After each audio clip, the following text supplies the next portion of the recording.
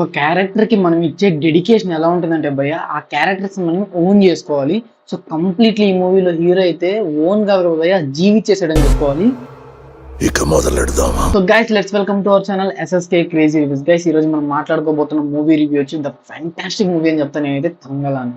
ఇంక ఈ మూవీలో మన మెయిన్ లీడ్ రోల్ ఎవరు ప్లే చేశారు భయ్య అంటే మనకి విక్రమ్ గారు. ఇంకా విక్రమ్ గారు అంటేనే లీడ్ రోల్ కి mass of care of address అంటారు. సో ఇంకా కంప్లీట్లీ ఇందులో కూడా అయితే మళ్ళీ విక్రమ్ గారు అయితే తన యాక్టింగ్ నిరూపించుకున్నాడని చెప్పుకోవాలి. సో కంప్లీట్లీ 'తంగలాన్' మూవీలో మన విక్రమ్ గారు రోల్, మూవీ అంతా అదే రోల్లో ఉంటాడు భయ్య. సో ఆ మూవీలో రోల్ కోసం తను ఇచ్చిన డెడికేషన్ కి నిజంగా హ్యాట్స్ ఆఫ్ అని చెప్తాను నేనైతే. సో ఇంకా తర్వాత తను ఇచ్చిన performance peaks level, body language కానివ్వండి, మాట్లాడే పద్ధతి కానివ్వండి, ఇక తను కూర్చునే విధానం దగ్గర నుంచి తను నడిచే విధానం దాకా పర్టికులర్లీ ఆ రోల్ కి 100కి 200% న్యాయం అయితే చేసేసాడు విక్రమ్ గారు అయితే. సో ఇంక నెక్స్ట్ చూసుకున్నట్లయితే మూవీ ఎలా ఉంది అనే టాపిక్ విషయానికి వచ్చినట్లయితే మూవీ అయితే బాగుంది భయ్య. సో గుడ్ కాన్సెప్ట్ అండ్ అలాగే మనకి చూపించే పద్ధతి ఏదైతే ఉంటుందో అది ఇంకొంచెం క్రిస్పీగా చూపించుంటే మనకి ఆడియన్స్ కి బాగా అంటే బాగా హైప్ వచ్చి రియాక్ట్ అయ్యేది. సో క్రిస్పీగా అంటే ఏంటి బ్రో అంటే మనకి డైలాగ్స్ ఏవైతే తెలుగులో ఉంటాయి అవి తెలుగులో డైలాగ్స్ ఏమి నాకంత పిచ్చింగ్ డైలాగ్స్ గా అయితే అనిపించలేదు. మేబీ తమిళ్ ఏమన్నా మంచిగా ఉండొచ్చు, మనం తెలుగు ఆడియన్స్ గా మనం మాట్లాడుకుంటున్నాం కాబట్టి అంత పిచ్చింగ్ అయితే ఏం లేవు. సో ఒక సీన్ జరుగుతున్నప్పుడు ఏంటంటే పర్టికులర్లీ ఆ డైలాగ్స్ ఏంటంటే ఆ సీన్ ని ఆకట్టుకునేటట్టు అయితే లేవు. ఏదో సంథింగ్ ఒక ఆర్డినరీ సీన్ ఎలా జరుగుతుందో అలాగైతే ఆ డైలాగ్స్ ఏదో ఉండడం అయితే జరిగింది. సో ఇది నాకు చాలా మైనస్ పాయింట్ అనిపించింది మూవీ ఓవరాల్ గా.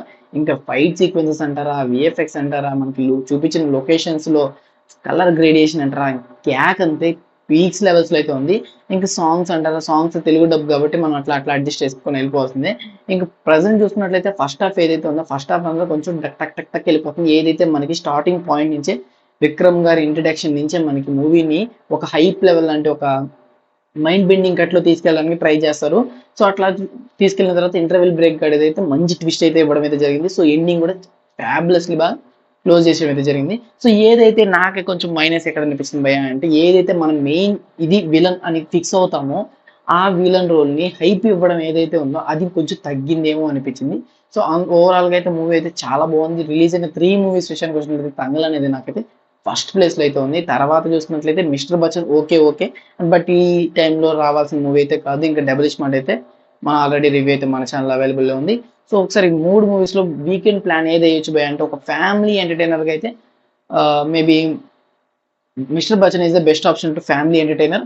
ఓకే, ఏదైనా ఒక క్రిస్పీనెస్ ఉండాలి, మూవీలో అనే స్పైసీనెస్ ఉండాలి, ఇంకా మేము డిఫరెంట్ వరల్డ్ లోకి వెళ్ళాలంటే మాత్రం Thangalaan is the best option to watch to these weekends.